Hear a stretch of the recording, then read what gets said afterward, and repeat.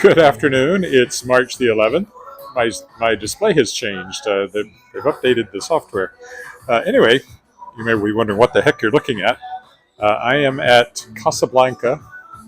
I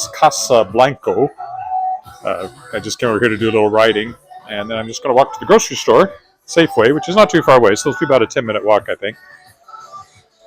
But I wanted to get a little bit of walking in. I mean, I walked over here, and that was short. I'm walking to the grocery store, and that's short. Then I'll walk home, and that's short. But this seemed like the most interesting place to start from, so this is where I'm starting from. So, I mentioned it, I think, when I walked by here yesterday, but it's in this old house here. It's been a number of restaurants over the years.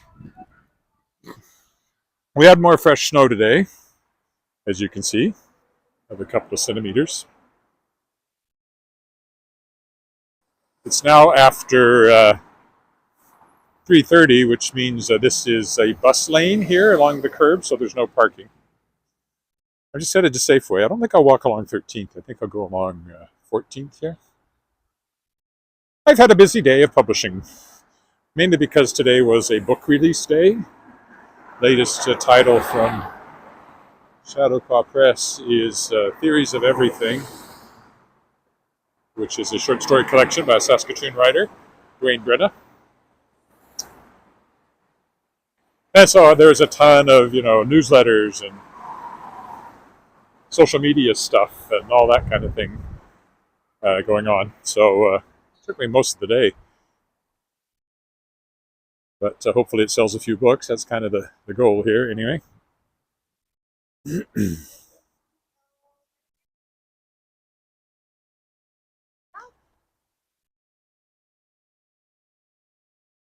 I think I will walk down to Robinson and then go up to 13th. Just to check out, my wife told me that it looks like they're tearing down the what I thought was still the current separate school board offices. So if I go this way, I'll get a look at that. Probably about a 10-minute walk, maybe 15. It was snowing harder earlier, you can tell by the amount of snow on the ground. Now there's just a few flakes coming down. There's more snow in the forecast, so it's not spring yet. It was looking kind of melty and like it was going to clear off and be all not snowy, but not there yet. Also, in some ways, this is really nasty walking again because this fresh layer of snow hides what's under it, so you can't tell if you're stepping on ice or not. So I will try to be very careful here. This is a bed and breakfast with a dragon theme. It's called the Dragon's Nest. I don't usually walk along 14th, so this is actually kind of newer than usual anyway. Got a whole new display here. It says 30 frames per second, 4,000 kilobytes per second, things like that. Really not useful information. It's not like I can do anything about it. It's kind of annoying because it's right on the screen. Well, I think I can close it. Let's try. Ah, there we go.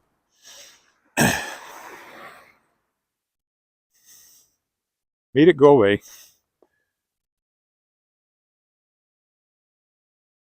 And then at Casablanca, there I was writing, working on my novel, The Fifth Magic, my latest novel. I've written a lot of novels, but this is the one I'm working on now. I'm about a third of the way through it. I have a publisher interested in seeing it. It's a fantasy novel. Kind of urban fantasy, I guess you'd say, because it's set in a world that's in many ways like ours, but it's not ours at all. Everything that we do by technology, we do by magic. So I'm having fun with that.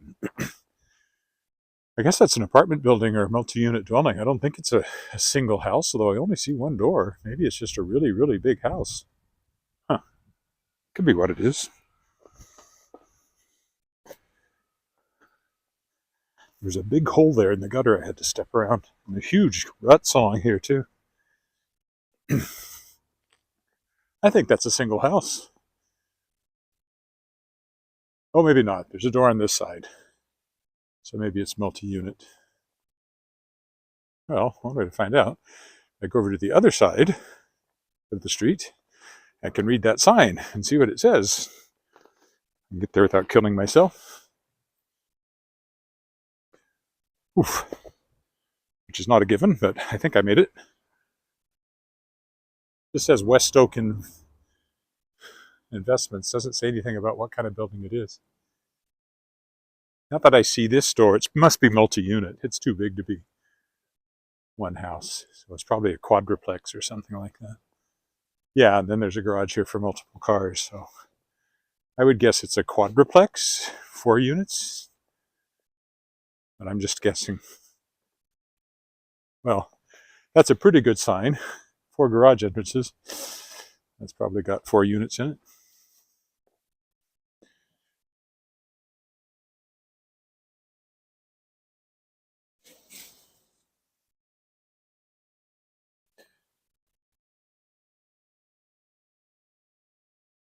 The old apartment buildings over there. I like its roof. It kind of echoes the Parliament buildings in Ottawa. Don't know if that's what they were going for or not, but that's kind of what it looks like. See, that's where I'm going, Safeway. So it's really a short walk. I'm going to go 2 more blocks this way to stretch it out a little bit more. Because 13th is right up there. Then I'll walk home again. So my overall walk is a reasonable length. I'm just not live streaming all of it. There's the building I was talking about. That one is called, is that the, yeah,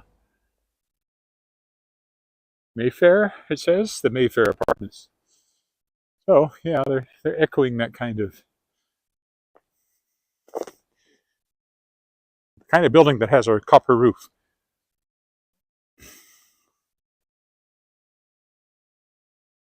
And there's some other old ones over here. We actually looked at these when we got married and we're looking for a place, but although we liked them, it would have been on the 3rd floor, no elevator. And we knew we were going to want to, at some point, exchange places with my mother-in-law, who could not have managed the stairs. Also, at least on the top one up there, there's a very uneven floor. If you drop something in the kitchen, it would roll.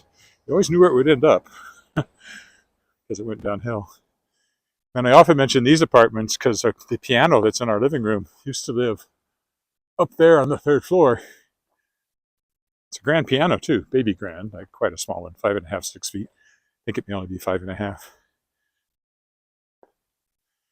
But it belonged to Madame Burkett, one of the early voice teachers here in Regina. Those are the Lord Robinson Apartments, which is a fairly grand name for fairly basic units. And so that apartment building there, she apparently couldn't stand to have anybody live over her head, so she lived on the top floor. That means our piano went up those stairs and down those stairs before eventually coming to us. My grandparents-in-law bought the piano when she went back to England in the 50s. And it's been in our living room ever since. Even when we did renovations, they just built a box around it and kind of shoved it out of the way as required. So it hasn't moved now for 70 years, except to be moved around the living room a little bit. Look up the alley. And the piano will be 100 years old in 2027. I was having it tuned, and the piano technician, Floyd Gadd, was able to look it up in a database from the manufacturer, which was Kanabi, this manufacturer. And he was able to pin it down to 1927. I knew it was in the 20s because it has a sticker in it that says it won a gold medal at the 1918 World's Fair in San Francisco. And the company got hit by the Great Crash in 1929 and quit making pianos in Pennsylvania, which is where their factory was. So it had to be in that 10-year span, and he was able to pin it down by the serial number. They're definitely tearing that down bit by bit. So I don't know where the separate school board offices are now, if they're not here. They were here because of Holy Rosary School, which is just the other side, but it closed.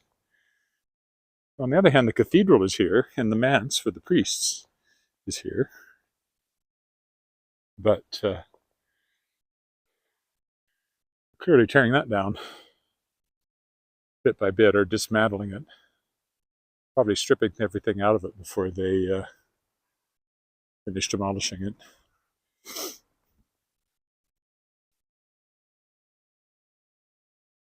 Last time I came along here, it was really snowing a lot.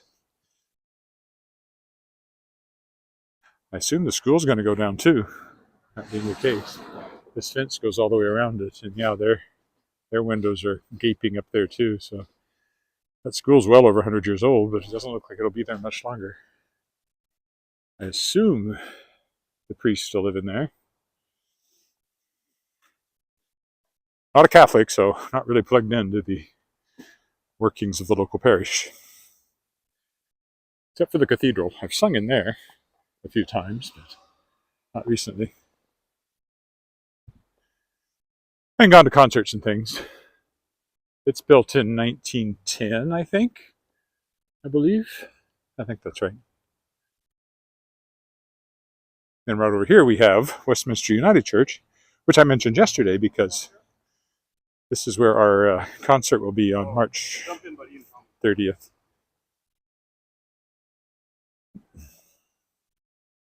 For Wascana Voices, the self-directed choir I sing with. And it's a lovely auditorium for singing in. It's got nice acoustics.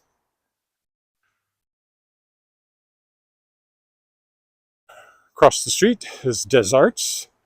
If you're looking for ice cream or candy, that's a fine place to go. Probably more candy this time of year than ice cream.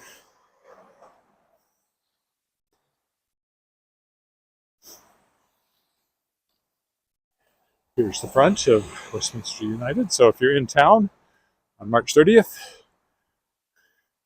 come to our concert, 3 p.m. on that Saturday, Sunday, whatever that is.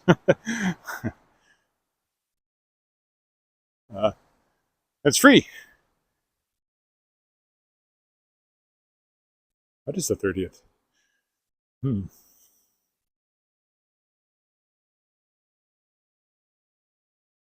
Yeah, it's the Sunday the 30th. So yeah, in there. We ask for a, free will donation. So hopefully you would give us something, but you don't have to. There's no actual ticket. It's going to be a great concert, if I do say so myself. All right, Safeway's where I'm headed as we go by Pacific Fresh Fish, where we like to buy our fish. And there's the grocery store. My destination. It couldn't have been more than 15 minutes. Yeah, just coming up on 15 minutes. So I apologize if you were hoping for something longer, but at least it's something. I thought about walking along the creek today, but I was too busy with the launch of the book, so I decided not to take that time. Over here, various stores. Gourmet Regina, there's a bakery, chocolate store, restaurant. The Butcher Boy, which is where we buy most of our meat. It's over there. So it's a nice little shopping area. Butcher Boy Meats is over there. All right, so I'll stop here. Thanks for walking with me, and